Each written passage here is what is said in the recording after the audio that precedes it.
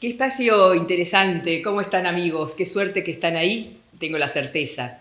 Como tengo la certeza de estar acá, siempre acompañada de, bueno, de gente que realmente tiene su recorrido, tiene su experiencia, tiene su bagaje y su cofre de emociones que quieren compartir con nosotros, de algunas seguridades, de algunas dudas, o de muchas dudas y de pocas seguridades, pero en realidad, o certezas, en realidad lo que digo es que damos con gente que está abierta a compartir, compartir con otros, con nosotros, su experiencia de vida.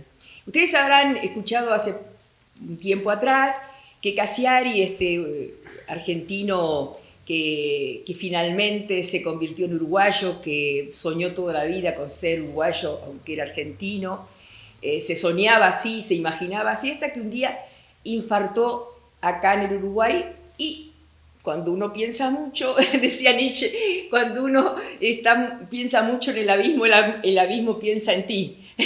Y hasta que un día infartó en el Uruguay, cerquita acá en el Prado, y empieza su nueva nacionalidad, la que tanto quería, la de uruguayo.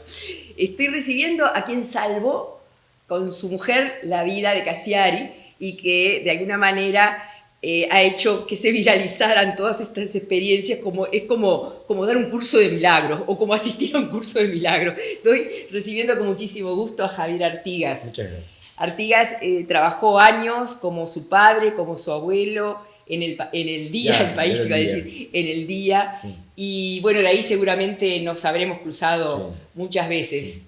Sí. Se extraña la sirena del día, ¿eh? Yo no he logrado animarme a entrar otra vez al edificio. Con eso te digo. No, y no lo desconocés porque viste que hay como una galería ahí adentro. No sé qué es lo que... Sí, yo me animé, pero hace tiempo. Yo no me animé, paso muchas veces, pero no me animo a entrar. O sea, es un tema de que prefiero conservar aquella imagen que tenía del diario del 91, cuando fue la última vez que lo vi, que salí, que se cerró la puerta y me quedé con eso. No quiero cambiar una imagen por otra. ¿Qué hacías? ¿Política? ¿Qué hacías? No, yo en ese momento tenía apenas 17 años, había empezado a hacer algo de periodismo deportivo. Ajá. Y en un momento éramos 400 y algo, cerca de 500 personas, y al 91, cuando ya el diario estaba cerrando, éramos 40. Te quiero decir que en ese momento yo trabajaba desde la parte de fotografía, revelaba, tomaba avisos fúnebres, escribía alguna cosa de internacionales, escribía algo de deportes. O sea, llegó un momento que era totalmente polifuncional, porque mucha gente se había ido del diario.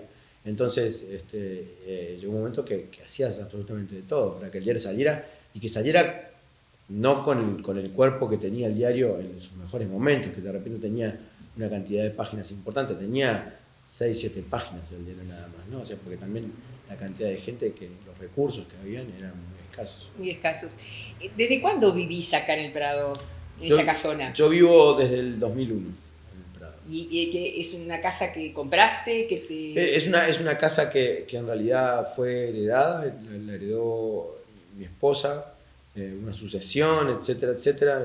Nosotros tuvimos que ponernos de acuerdo, y es una casa que tenemos desde el 2001 y que, como toda casa grande, venimos recuperándola desde hace muchísimos años. Ahora está muy linda, pero nos ha costado mucho trabajo y mucha pasión. Mucha pasión. ¿Cuándo deciden darle el formato de hotel o sí, de Airbnb aparte de la casa? No, en realidad yo siempre digo que soy más un producto de la casualidad que del entusiasmo. O sea, yo no decidí hacer el hotel. Las circunstancias me obligaron a convertirlo en un lugar de Airbnb, porque yo trabajaba por una compañía española, era director para América Latina y África, la compañía al enterarse de mi enfermedad me despide y entonces, y como tenía una enfermedad que era preexistente, decide no pagar mi indemnización. Entonces, Preexistente, pero tú descubres recién por una sí, análisis. o sea, de cualquier manera, yo entré... La tomaron como crónica. Yo entré, es crónica, Claro. yo entré a la compañía con la enfermedad. La enfermedad que yo tengo es una enfermedad que se llama poliquistosis renal, que es completamente silenciosa y asintomática. O sea, yo no sabía que tenía esa enfermedad. Mi papá cuando falleció a los 48 años, la misma edad que tengo yo hoy, nunca pensamos que le iba a pasar esto. O sea, un día se quiso, sí, claro, que un día se iba a comer unos ravioles un domingo, se iba a querer levantar y no iba a poder. Había estado en Nicaragua, había entrado con los sandinistas a Nicaragua, etcétera, etcétera. Siempre nosotros lo que estábamos convencidos de que mi padre era corresponsal de guerra, corresponsal de guerra. Entonces siempre pensamos que si a mi padre le pasaba algo iba a ser por una bala perdida o por una bomba que explotara. Pero nunca por una cosa que fuese relativamente controlable. Sí, y autoinmune, ¿no? Claro, y al mismo tiempo imagínate cómo será la cosa de tanta confianza que ni siquiera tenía mutualista. Entonces fue una locura. Y entonces, cuando me pasa a mí, que me pasa a los 37, por suerte sí, yo tenía mutualista, seguro médico, etcétera, etcétera, y descubro y bueno, voy a plantearles esto que me pasaba. Ellos me dicen, no te preocupes, no pasa nada, seguí trabajando. Seguí trabajando 7 años con algunos picos de presión, etcétera, etcétera. Cuando me dan el anuncio de que voy a entrar en hemodiálisis, voy nuevamente y les digo, bueno, voy a entrar en diálisis. Diálisis es el tratamiento sustitutivo del funcionamiento del riñón. Claro, filtra sangre. Filtra la sangre, exacto.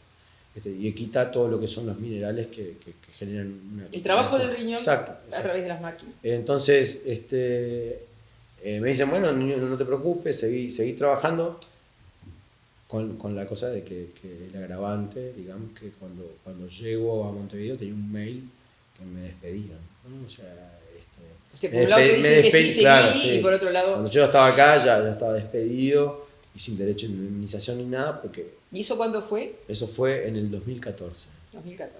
Sí, en el 2014. Y el 2014, en febrero de 2014, ya entró en hemodiálisis y ya estaba... ¿Y qué sentiste ahí? ¿Qué sintió tu corazón? No sentí nada porque entré dormido. No, pero digo, en el proceso ese, ¿no? En ese proceso, mira, hay una frase que a mí en ese momento quizás sentí mucho fastidio y después lentamente fui como comprendiendo que hay una frase que para mí es como un poco de cabecera y dice, perdonar el errado, odiar el error, ¿no? O sea, los perdoné, ya está, o sea, ya ellos sabrán qué fue lo que hicieron, si lo hicieron bien, lo hicieron mal, yo estoy seguro que en algún momento se van a dar cuenta. De cualquier manera, como yo continué mi vida, no me detuve en esa situación, seguí para adelante. Pero quedaste sin trabajo me quedé y sin en trabajo, diálisis. O sea, sí, y en diálisis. O sea que es una situación una situación entre las paredes. intensa, sí, por decirlo menos. Sí. Entonces, por no ponerle dramático o...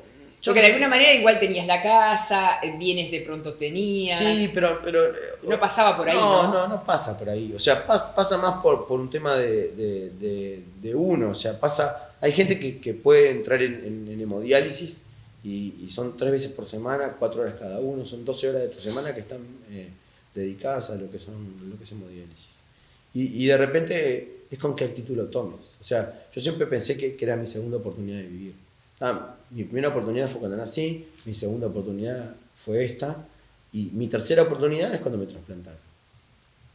Entonces, me agarré con uñas y dientes a esa segunda oportunidad y no era una carga, no era un sufrimiento. Ibas casi con alegría, porque, bueno... Alegría, no sé, pero sí... Resignación de la buena, tampoco. Era como, iba con la comprensión y el entendimiento de que estaba salvando mi vida. O sea, que era necesario. Que era necesario. O sea, había que pasar por ese puente. Uno toma mucho, cuando vos conversás con un paciente, te dice, yo lo tomo como un trabajo. O sea, son 4 horas que le dedico a esto y entiendo que sin esto yo no podría estar vivo. Entonces, lo tomás como un trabajo y decís, bueno, me voy, yo me iba a 4:30, me conectaban a las 5, hasta las 9 de la noche estaba conectado. Me volví a mi casa y listo. Entonces, cuando lo tomás de esa manera, es como que se te hace un poco más liviano el peso de soportar una enfermedad crónica, de que estás afectando todo un núcleo familiar. Hay mucha gente que la pasa mal. Claro que sí. La pasa realmente mal, Claro desde el que punto de vista físico, psíquico, emocional. Emocionalmente, realmente tenés que hacer y acá utilizo una palabra que también me gusta mucho, que es el esfuerzo. O sea, lo que te gusta, cuando yo le pregunto a alguien, lo logré con mucho esfuerzo, y yo digo, si te gusta, no empleas esfuerzo, porque te gusta. O sea, esfuerzo es hacer el doble de fuerza por lograr algo. Cuando vos, si te gusta jugar al fútbol, no te estás esforzando por jugar al fútbol. Claro. Entonces, cuando vos estás dializándote, capaz que sí estás haciendo un esfuerzo. Porque estás poniendo tu cuerpo, estás poniendo el doble de energía que le podés estar dedicando a otra cosa. De un cuerpo que no está sano, de un cuerpo que tiene que pasar por eso. Un cuerpo que tiene que ser funcionado, que es un tratamiento como medio del medioevo, o sea... bastante sí, dolor, bastante es un tratamiento, sí. claro, es un tratamiento que requiere que le dediques tus horas y que por momentos... Qué raro que no se haya avanzado, ¿no? Es que es un tratamiento... Es el mismo, mirá que es el mismo tratamiento que te hacen en Honduras, el que te hacen en Suecia, el que te hacen en Australia y en Estados Unidos. Es idéntico. No hay mucha variación. La gente a veces me pregunta, ¿es lo mismo en Israel, por ejemplo? En Israel, en Estados Unidos. En Estados Unidos te dializan menos horas porque imaginan que la tecnología es otra. No, son 4 horas igual. 4 horas. O sea, siempre va a ser 4 horas. Seguramente en algún momento exista la posibilidad de dializarte en tu casa, etcétera, etcétera. Hoy no. Y hoy es un negocio muy, muy grande para las compañías que brindan los servicios de hemodiálisis.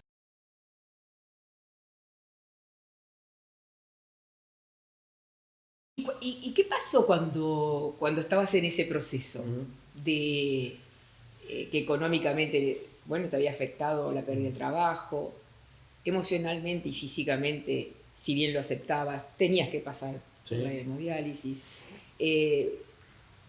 ¿Qué situación? ¿Cómo había angustia? Había un monto de angustia, pero valor también, o ganas de salir. O sea, yo lo que quiero entender es, porque seguramente pasó algo de esto, que seguro dentro de ustedes tiene que haber habido mucha convicción y propósito, porque de lo contrario no encontrabas salidas como esta. No quiero decir que hayas imaginado cómo salir. No. Entiendo perfectamente la pregunta. Esto a veces lo he charlado y depende mucho de lo que significa la palabra enfermo, ¿no? Enfermo viene del latín, que es infirmus, no firme. Y yo siempre digo, cada vez que vos estás enfermo, significa que no estás firme en trabajo, no estás firme en amigos, no estás firme en introspección, no estás firme en retrospección, no estás firme en proyección. Está firme la tierra. Y con eso te estoy diciendo todo. O sea, cuando vos me decís qué pensaba, no podía pensar para adelante. Porque no sabía si realmente eso terminaba ahí, si podía estar vivo o no. No veías el final de eso. No veía. Porque vos sos de estar muchos pasos adelante en casi todo. Sí, vida. pero no tenía esa posibilidad de poder ver un poquito más allá. Claro, pero te estaba tocando, estabas sanando desde adentro. O sea. Claro, o sea, sí podía. Muy comprometido. Sí podía físicamente. Pensar mucho, dedicarle mucho tiempo a reflexionar, a filosofar, a la filosofía, etcétera, etcétera. Pero para alimentar esto y de repente buscar como una salida y como un escape a lo que me estaba pasando. Pero en realidad es como que no tenés esa posibilidad, es lo que te digo, o sea, no estás firme y no podés tener esa capacidad de proyectar qué va a venir. ¿Viste? Cuando vos decís, no, estoy sin dinero y no puedo pensar si la semana que viene voy a comer, necesito pensar para mañana, claro. ¿no? O para el mes que viene. No, necesito pensar para mañana. Entonces eso realmente termina siendo angustioso. Sí. Por eso te decía yo que lo que me pasó a mí es más un producto de la casualidad que el entusiasmo. Yo no me puse, a ver, listo, tengo esto, me pongo a crear esto otro y sé que va a funcionar.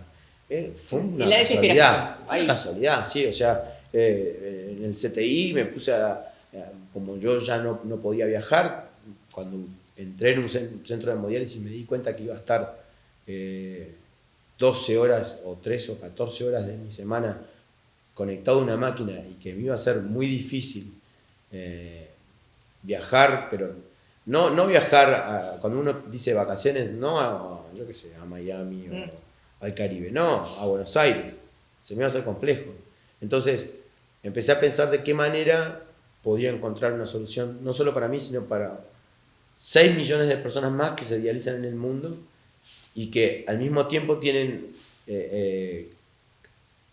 como enganchados a él, a toda su familia. Entonces vos tenés que pensar por una familia promedio, 4 personas más, son 24, 25 millones de personas que están tratando de darle una solución al paciente, al enfermo, y al mismo tiempo, de rebote, ellos mismos poder disfrutar de esas vacaciones o de un viaje X.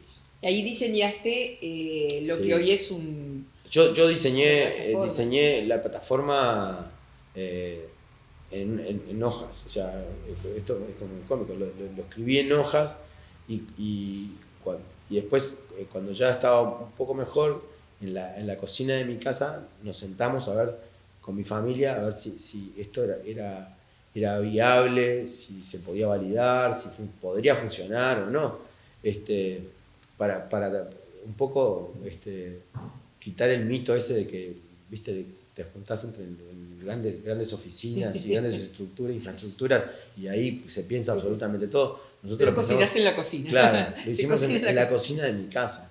Y ahí lo empezamos a pensar, y la verdad es que dijimos, bueno, sí, puede ser una solución, pero la verdad es que no todos pensaron que iba a funcionar. Y no mucha gente me dio una mano, ¿no? La gran mayoría de la gente... Porque ahí necesitabas no solamente inversores, ¿no? Claro, necesitaba inversores, necesitas inversores, necesitas apoyo, necesitas tecnología, necesitas validación, necesitas... de repente tenés muchas dudas y le querés preguntar a los médicos. Por más que vos seas un paciente y sepas mucho de lo que es la parte del sentimiento y de la emoción, necesitas gente que te lo valide. Y al mismo tiempo necesitas esa parte de cobertura familiar que es imprescindible. Yo tengo claro que si no hubiese estado mi familia atrás de mí, hubiese sido imposible lograr. ¿Qué consiste en? ¿Cuántas personas? Mira, es mi esposa y mi esposa tiene 2 hijos y yo tengo 2 hijos más. Y mi esposa, la mayor de mi esposa está por tener un bebé ahora en estos días. Así que son los tuyos y los míos. Somos 4. Son 4. Que cuando se juntan hijos. Piensan bien. Sí, claro. Entonces cuando nos juntamos, ahí deliberamos.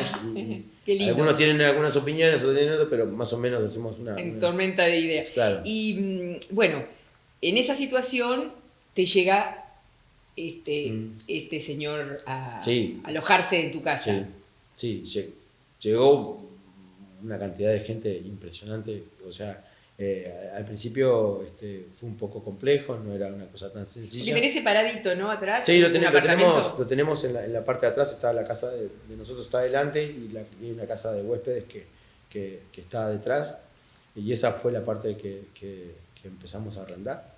Y venía gente sumamente interesante, no sé, para decirte cosas como, vino un profesor que era un profesor de chino norteamericano que daba clases en Stanford, o sea, podías tener unas charlas realmente impresionantes.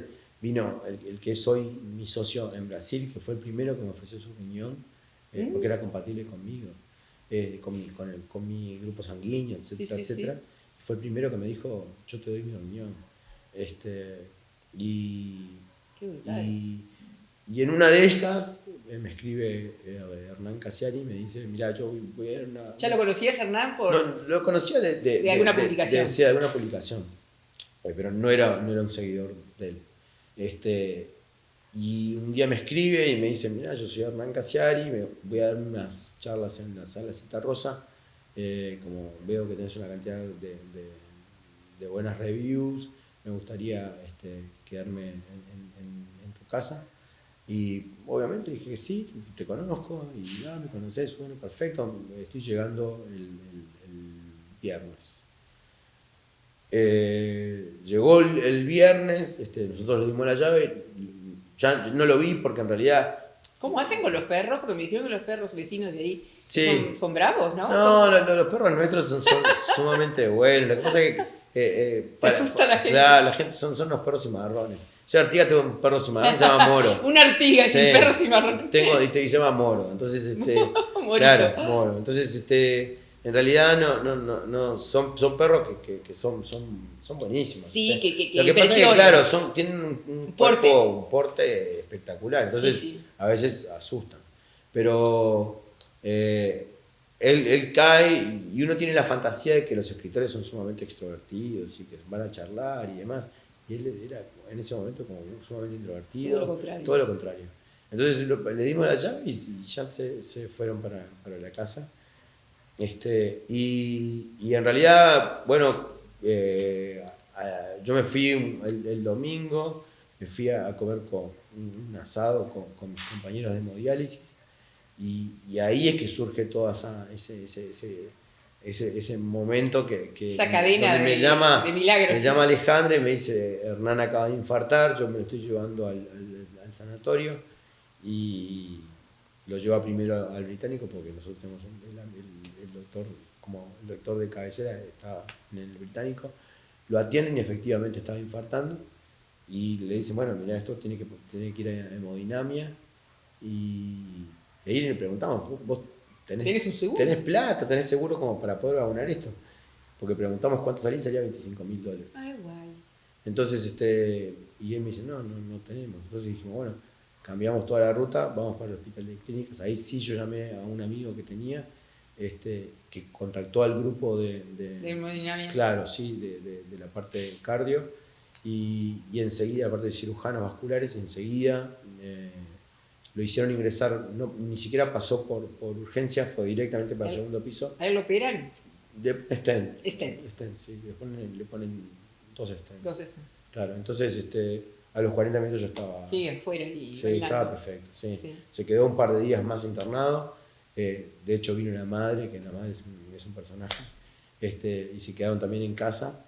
Y después ahí es la foto famosa que nos hicimos, que se ha viralizado mucho, cuando él ya estaba recuperado, había bajado kilos y demás, y ahora se cuida mucho más. ¿Se cuida ahora? Sí, se cuida. Sí. Bueno, menos mal. Sí, ¿Va a ser padre de nuevo o ya fue? No, ya fue padre, ya fue. De hecho, un año después, esto fue en el 6 de diciembre de 2015, el 6 de diciembre del 2016 ellos vienen a casa y fuimos uno de los primeros en saber que iban a ser padres. ¿No? O sea, porque ellos decían... sin que si no me hubiesen ustedes salvado, esto no hubiese continuado, ¿no? Fue una cosa muy linda. Sí, muy lindo.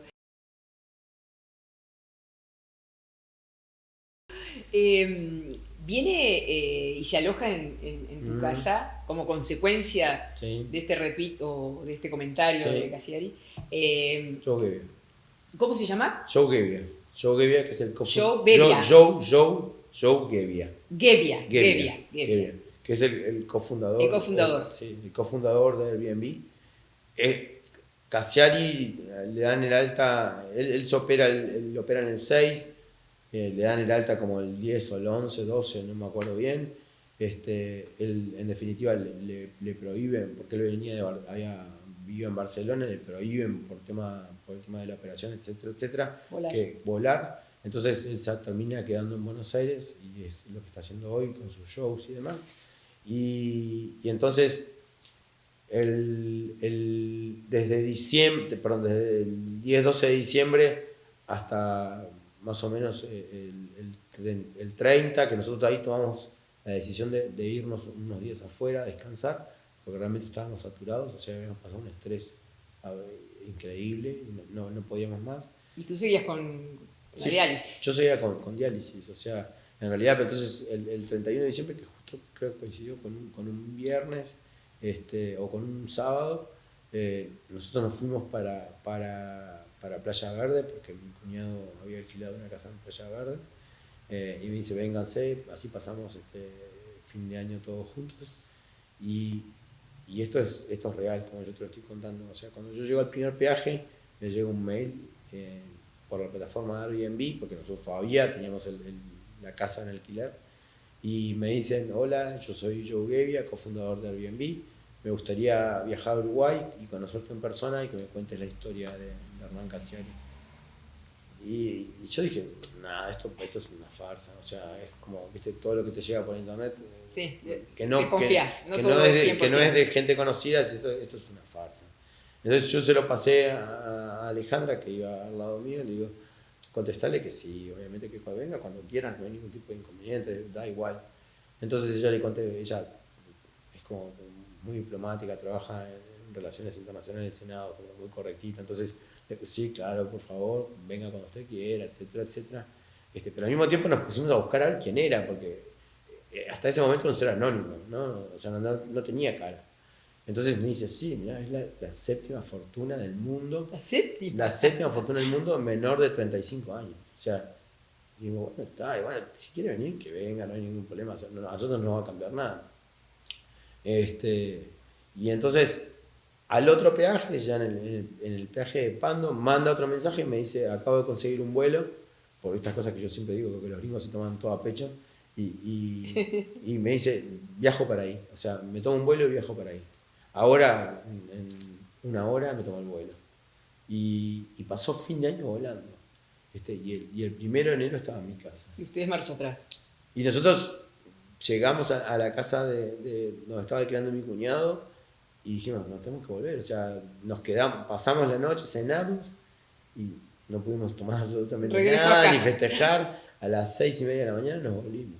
O sea, para poder acondicionar un poco la casa, porque la habíamos dejado como... Sí, después de un... Sí, patas para arriba, porque en realidad nos íbamos de vacaciones. Y más las urgencias que habían pasado. Claro, entonces yo siempre digo lo mismo, un 1 de enero acá no vas a conseguir ni café, ni azúcar, ni leche, no teníamos nada. O sea, hubo que pasar a buscar todo por distintos lugares para poder recibirlo relativamente bien. O sea, y llega y se sienta ahí, y era un típico gringo con un sombrero de paja, una remera negra, una bermuda negra, soquetitos y championes, con una ¿De California son? No. No. Son de San Francisco. Con una carpeta muy grande, una mochilita, y me empezaba a preguntar, bueno, contame qué fue lo que pasó, qué grupo sanguíneo utilizaba Hernán. Preguntas, viste, como, sí, es un interrogatorio, no sé, una cosa muy extraña. Y entonces, como él me preguntaba tanto y de una forma tan como profunda. Y específica. Claro, yo dije, detallista. Digo, bueno, ok, yo te respondí todo, ahora yo te quiero preguntar algo. ¿Qué querés hacer acá? ¿A qué venís acá? No, bueno, yo lo que quiero en realidad es quedarme acá, me dicen. O sea, y yo digo, ¿te querés quedar? ¿Y te querés quedar a qué? Me quiero quedar acá, puedo quedarme 10 días. Entonces digo, bueno, sí, pero vos consultaste a alguien, le dijiste a alguien que vos estás acá, que estás en Uruguay, que es un país desconocido, etcétera, etcétera. Y me dice, no, yo no le conté a nadie, ni le quiero contar a nadie. Y yo siempre cuento que en ese momento a mí se me prendieron todas las alertas, pues yo dije, me acabo de comer esto de Casiari. Ahora viene y lo raptan esto. Claro, que me secuestren a este tipo y yo siendo el que lo... Van a empezar, y ligando mal, como sigo ligando. Etcétera, etcétera. Y venías ligando mal. No, y venía con una sucesión de hechos que viste que no era ninguno bueno. Entonces dije, lo único que me falta de remate es que todavía pase algo, y él aparte agarraba el auto, salía de la calle, iba a buscar a mi hija, venía, etcétera, etcétera. Dije, lo único que me falta es que este tipo todavía lo terminen secuestrando y todavía yo termine pagando toda esta situación. Y él se quedó 10 días y nada, y terminamos... formaba parte de la familia, ¿no? O sea, de hecho hoy tenemos un grupo que se llama Hey Family, o sea, hablamos, preguntamos cosas y él te comenta cosas, y mi esposa le comenta otras, y hablamos en un lenguaje familiar, cotidiano. Familiar, o sea, absolutamente libre, sin ningún tipo de no tiene por qué, no tenemos por qué hablar de negocios, hablamos de cualquier cosa. Claro, pero ahí surge un camino para tu proyecto, ¿no? Sí, Ese que habías dibujado. sí, sin quererlo. O sea, mucha gente me dice, ahí aprovechaste la oportunidad para... No, yo no aproveché la oportunidad. O sea, en realidad él ya venía leyendo de qué se trataba o qué había hecho yo, y en como el tercer o cuarto día... O sea, él te había investigado. Sí, no sé, Sí. Me pueden llamar lento o me pueden llamar... Yo nunca lo apresuré con, mirá, tengo un proyecto, ya que estás acá te quiero Sí, te eso quiero es horrible, contar. hubiera sonado feo. O sea, entonces, como él el cuarto día me pregunta y me dice, contame qué es lo que estás haciendo, y ahí yo le cuento de qué se estaba el proyecto y me pregunta, ¿conseguiste financiamiento? Claro, pues el proyecto tuyo, para que la gente sepa, es Sí, mi proyecto en realidad lo que hace es... de alojamiento para... No, mi proyecto lo que hace es buscar... hace la intermediación entre pacientes y centros de hemodiálisis. O sea, de manera que el paciente no tenga que pasar, aparte ya de la hemodiálisis, la angustia de tener que conseguir un centro de hemodiálisis en algún lugar, ver si le queda cerca. O sea, puede viajar. Sí, exacto. Y ya está referenciado. Exacto, a nosotros nos pasa toda la información, nosotros pasamos toda la información al centro, sabemos exactamente qué es lo que va a pedir cada centro, entonces lo hacemos mucho más rápido. Y todo eso tiene que tener un seguro cada paciente, ¿no? No tiene que hacer ni una llamada, no tiene que gastar dinero en roaming, o sea, lo hacemos todos nosotros. Entonces, en realidad no, porque los seguros no cubren enfermedades preexistentes. Porque yo lo que sé que las diálisis en el exterior se contratan aparte, se pagan aparte. Todas las diálisis se pagan aparte. Ah, todas. Todas. Acá en Uruguay también. No, en Uruguay, acá están cubiertas por el Fondo Nacional. Por el Fondo Nacional. Sí, o sea, las diálisis dentro de Uruguay vos te podés dializar. Si conseguís turno, te podés dializar en Punta del Este, en Las Termas, en Salto, etcétera, etcétera. Y eso es gratis. Siempre está cubierto por el Fondo Nacional de Recursos. O sea que sos socio de... Bueno, ese es un elogio enorme. En realidad... ¿Pero cómo es la cosa? ¿Sos socio o no sos socio? No, en realidad... Yo justo tengo un proyecto, mirá, te lo iba a presentar. No, en realidad... De casualidad nomás te lo iba a presentar. Hay veces que me dicen, sos socio, y yo digo, yo no soy socio. En realidad, él fue inversor. Él es inversor. Claro, entonces él invirtió en nosotros. Yo fuera socio, se sale una cosa fabulosa. Pero no, él invirtió en nosotros. Bueno, ojalá que te vaya. Y ahí entendimos que teníamos una proyección, que teníamos un apoyo interesante, pero ¿sabes qué? Más felicidad nos dio los reconocimientos que fuimos recibiendo uno a uno de distintos organismos que nos dieron como una chapa, como el MIT, que nos dio 2 premios. De hecho, yo trabajo para el MIT en soluciones tecnológicas para enfermedades crónicas. El gobierno de Israel, que nos dio también un premio. Yo me fui a Jerusalén por el Startup Nation, gané el Startup Nation 2017. Acá hace 15 días vine de estar en Jerusalén, de estar en Haifa y estar en Tel Aviv. Lo más curioso de todo esto es que una vez armada esta plataforma y funcionando muy bien, tú ya no la necesitas, porque fuiste trasplantado. Sí, eso es en parte de lo que yo te decía fuera del aire, que hoy yo no la preciso, pero me haría mucha falta seguir yendo a los centros de diálisis para darme cuenta de qué es lo que está faltando. Pasando ahora, pero ¿no? También te quiero decir que a veces, y seguramente los pacientes que están en hemodiálisis me van a entender, se hace muy complejo para el paciente volver a ese centro donde pasó durante, el promedio son 3 años y medio, ¿no? O sea, se hace muy difícil volver, ¿no? Ya cuando pasás por la puerta sentís el olor, ya no querés saber de nada. Tu memoria se hace como muy complejo dar el paso siguiente como para poder ingresar al centro. ¿Por qué? ¿A qué huele? No, viste, es como un... Sanatorio. Claro, como un sanatorio, pero lo que pasa es que tu memoria olfativa está asociada a la sangre. Exacto, o al centro de hemodiálisis. Pero sobre todo la sangre, debe ser la sangre. En realidad la sangre no sentís el olor, porque en realidad... Y si no... No, tiene olor. No, pero, claro, tiene olor, pero en realidad pasa por lo que llaman tubuladuras y vos lo que haces es verla. Claro. O sea, para alguien que no está en contacto, ver esa sangre circulando impacta un poco. Claro. Pero para nosotros era como sumamente del día a día. Claro. De hecho, en Suecia, yo me llegué a dializar en Suecia y a las máquinas les ponen nombre, o sea, como para que sea una cosa como mucho más agradable. O sea, yo me quiero dializar en tal máquina porque está en determinada posición y le dicen el nombre. Sí, ¿entendés? O sea, y hay cosas como mucho más allá de lo que es ahí ya hay mucho más diseño de experiencia y te dicen, por ejemplo, en Suecia, yo fui con mi esposa y mi esposa me dejó en el centro de hemodiálisis y se iba. Y le dicen, señora, ¿por qué se va? Y en realidad dice, porque se va a dializar, pero usted no tiene por qué irse. O sea, pero yo no le puedo contagiar algo. No, es mucho más probable que usted se contagie de algo, claro, que usted le contagie, le pase algo al paciente.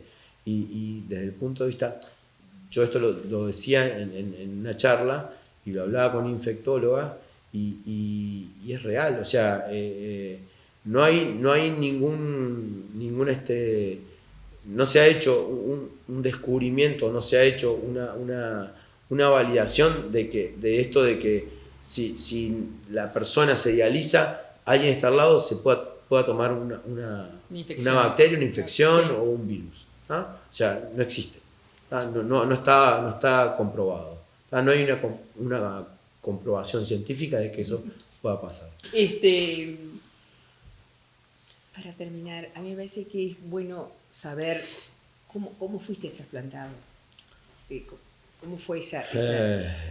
En realidad, mirá, para mí la sensación del trasplante, yo siempre tuve la sensación de que yo estaba viajando mucho cuando me estaba dializando porque estaba probando distintos centros, etcétera, etcétera. Hoy la red la forman 8.000 centros en todo el mundo. Empezamos con 14 y hoy hay 8.000 en más de 150 países. ¿Se llama? Connectusmedical.com. www.connectusmedical con N. ¿Doble N? Con doble N, como connectus.com. Medical.com, perdóname. Entonces, por momentos, cuando a mí me llaman para perdóname, lo que te iba a decir es que siempre tuve la sensación de que, a pesar de yo haber estando de viaje, etcétera, etcétera, cuando me fueron a llamar iba a estar acá. No me preguntes por qué. Siempre supe que cuando me llamaran iba a estar acá. Y el día que me llaman el 9 de agosto del 2017 a las 9 menos cuarto de la mañana. Me acuerdo como si fuera hoy. De hecho, yo tengo un conflicto de que no atiendo los números que no conozco. Y la llaman a mi esposa y le dicen, está Javier Artigas, y le dicen, sí, está acá. ¿Qué pasó? Hay un riñón para él. Entonces mi esposa se puso a llorar y me pasan a mí y me dicen, hola, ¿qué tal? Mirá, yo soy fulana, la doctora tal. ¿Cómo estás vos? Bien, o sea, ¿tenés algún tipo de infección? ¿Tenés gripe? ¿Tenés algo? No tengo nada. Entonces, hoy no te lo podrías hacer. Hoy no me lo podría hacer. Pero me dicen, ¿tenés algo? No tengo nada. Bueno, entonces venite para acá, a las 4 de la tarde te operamos. Y yo en ese momento, te lo juro, sentí pena. Sentí pena porque cuando yo vi a mi esposa, que estaba feliz, sentí pena porque entendí que en ese momento había alguien que estaba llorando a una persona. Muy triste. Sí, que estaba llorando a una persona. Entonces, no me sentí del todo contento. Debe ser difícil. Sí, entonces no me sentí feliz. O sea, no entendí que pasaba nada, mejorar mi vida. No, me quedé preocupado por esa sensación. De hecho, la percibía, la vivía. Y entonces, el 9 de agosto, a las 4 de la tarde me hacen mi última hemodiálisis, que aunque vos no lo creas, luego de hacerme esa hemodiálisis, mi fístula, que es una unión entre una arteria y una vena, deja de funcionar. Dejó de funcionar ese mismo, a los 10 minutos, después de 4 años, dejó de funcionar en ese mismo instante. Y para rematar... ¿Fístula es? Es una fístula, es una... Que te colocan una... No te colocan nada. ¿no? Hacen una operación y lo que hacen es unir, se llama nativa, lo que hacen es unir una arteria y una vena para que el flujo sanguíneo sea mayor. Lo unen, claro, naturalmente, o sea, no ponen nada. es como si yo viniera con un caño de un diámetro mayor y Claro. le hago un caño menor para que la presión sea mayor. Pero no le agregan nada. No le agregan nada. Es unir una arteria y una vena tuya. En otros casos sí se le pone. Sí, porque sé de otros. Claro. Exacto, sí se le pone porque de repente eso está mal, tiene problemas problemas o tiene infecciones, entonces se pone se llama Gorotex, se llama así. Sí. Entonces, a mí me llaman el 9 de agosto del 2017, y esto yo lo tengo muy claro, el 11 de agosto del 1988 murió mi padre, a los 48 años. ¿Ah? Y ¿cómo sos con las fechas? ¿No? Sí, muy preciso. Es que te marcan mucho. Y entonces, y esto que yo te voy a contar me va a emocionar, porque cuando a mí me operan, cuando me traen ya del bloque quirúrgico, donde además de haber visto que en el bloque quirúrgico, que después yo se lo dije al jefe de nefrología, los conté a todos los del bloque quirúrgico y eran 32 personas y ninguno hizo contacto visual conmigo, y los rezongué porque en realidad no puede pasar. No puede pasar porque si yo estoy ante la operación más importante de mi vida y vos no podés hacer de cuenta como que no, esta persona no existe, ¿no? O sea, espantoso. Entonces, pero de cualquier manera volví a mi habitación, que es una habitación de cuidados intensivos, un CTI, y entonces el médico que estaba en ese momento de guardia, que es un nefrólogo, Gerardo Pérez, que ha ido a muchos centros de hemodiálisis a tocar el bandoneón, me dice: Javier, tranquilo. Yo estaba entre morfina, no sabía ni cuál era el dolor que dominaba. Claro, exacto, yo estaba completamente dormido, pero con dolores. Entonces me dice: yo dentro de unos días te vengo a tocar unos tangos y seguro se te va a pasar, ya vas a ver que dentro de 2 días vas a estar bien. Efectivamente, el 11 de agosto, él viene, y era fecha del fallecimiento de mi padre, y el mismo día. O sea, te digo, esta cadena de milagros parece como que no termina nunca. Y él me dice... Pero si se van cerrando así, sí. Va armoniosamente, quedando, amorosamente, las cosas, está bien. Claro, entonces él me dice: voy a dejar el bandoneón acá porque este es el CTI, acá no, seguramente es el lugar más seguro de todo el hospital, lo voy a dejar acá y a las 6 de la tarde te vengo a tocar unos tangos. Y cuando viene, yo ya le había llamado a mi esposa para que viniera, y fue una cosa maravillosa. Él preparó todo, puso su tela, su atril, sus partituras. Y entonces me dijo: bueno, te voy a tocar algunos tangos. Yo le dije: mira, por favor, lo único que te pido es que me toques a Dios no al niño, porque a mí me apasiona, me encanta Piazzolla. Entonces él me dijo: sí, no te preocupes, yo te voy a tocar a Dios no al niño. Y me tocó milongas argentinas. ¿Eras consciente ese día que era el día de tu papá? Sí, claro. Y la Dios no niño, entonces era para ti muy significativo. Sí, claro, para mí, o sea, lo tengo absolutamente claro. ¿No? Ahí, cuando a Dios no niño lo tocó, cuando falleció el padre se encerró y lo tocó. O sea, en Puerto Rico, lo tenía muy claro. Entonces yo se lo pedí y entonces él me dice: yo te voy a tocar unos tangos. Pero la cosa más sorprendente es que a mí, mi padre de chico me decía Chiquilín de Bachín, y yo jamás había entendido por qué me decía Chiquilín de Bachín. Cada vez que yo iba al diario o iba a un lado me decía: ¿qué haces, Chiquilín de Bachín? Y yo nunca me puse a investigar, yo que soy como muy inquieto y nunca investigué qué era Chiquilín de Bachín. Y entonces él me dice: bueno, te voy a tocar estos tangos. Me tocó milongas argentinas, me tocó la comparsita, me tocó incluso me tocó a Dios no niño. Y en un momento me dice: y además, como para terminar, te voy a tocar un tango que no es muy conocido de Piazzolla, pero es letra de Horacio Ferrer, que es uruguayo, sí. Y se llama Chiquilín de Bachín. Y está el video en mis redes sociales, o sea, yo lo compartí porque ahí se nota que yo tengo la voz más quebrada de lo que lo tengo hoy. Y yo dije: eso es lo que me decía mi padre a mí de chico. Y dije, ese día yo entendí que estaba Alejandra, que estaba acá del lado derecho, estaba yo, estaba Gerardo, y revoloteando ahí como un duende estaba mi padre.